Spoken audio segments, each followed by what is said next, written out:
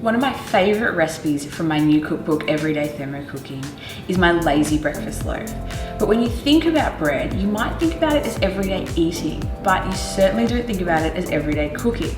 But I love a fresh loaf of bread straight out of the oven, warm, crusty, the room smelling like a bakery. Like, I love that. But how do we do that every day in our homes?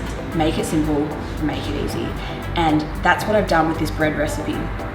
So this bread recipe is possibly the easiest I have ever seen. I'm open to hearing other suggestions, but I don't think you're going to get it much simpler than this.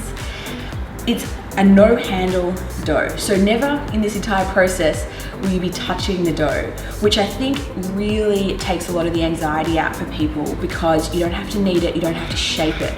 And those are the skills that can be difficult. So it's as simple as this. We put our flour, our water, our yeast, our salt in our thermo cooker. We knead it for 30 seconds. Pour it out of the thermo cooker into the tin, and the tin is going to act as two jobs. Firstly, as our proving vessel, but also as a tin for shaping. So that's why we don't need to touch it, because there's never transferring it. So the dough goes in, it's going to cover the bottom of the tin. Now I'm using a 900 gram Mackey's tin for this recipe, and that's the size that this recipe is being written for. So it makes it easy to know when your bread is ready for the oven. So the dough will come in the tin and it will simply cover the bottom of the tin. Then you're gonna cover it with a tea towel, and you're gonna go to bed, because this recipe you do the night before. Bake it first thing in the morning for bread for breakfast. That's why it's my lazy breakfast loaf. Our bread is now ready for the oven. It's risen 2 centimeters from the top, which is what we're looking for in this recipe. It's going to go in at 230 degrees Celsius for 30 minutes. And then what we're gonna do is we're actually gonna slide the loaf out of the tin and continue baking it on the oven racks for a further 10 minutes or until it's cooked.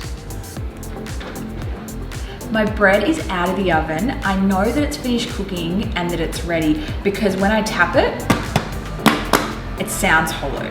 So that's about 40 minutes, but depending on your oven, may take a little bit longer. I find people generally undercook their bread rather than overcook it. So if in doubt, leave it in for a couple more minutes. Now, it's out of the oven, it's on a rack to cool. I know I should wait 30 minutes before slicing it, because that enables the center to finish cooking, the crumb to really develop. But I mean, it's hot, it smells amazing. If I wait 15 minutes, I think I'm doing quite well. So we're just gonna slice it. So sharp knife always helps. Listen to that crust. Beautiful. Now the fact that all that steam is coming out is telling me that it hasn't finished cooking, but it's going to melt my butter perfectly, so I think that's a win.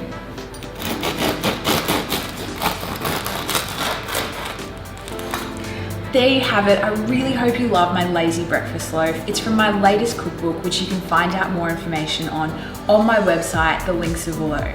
And this is what the cookbook is all about: empowering people to cook things at home, because it really can be so easy and simple when you've got the right recipes. Now, I'm off to eat some bread, so don't mind me.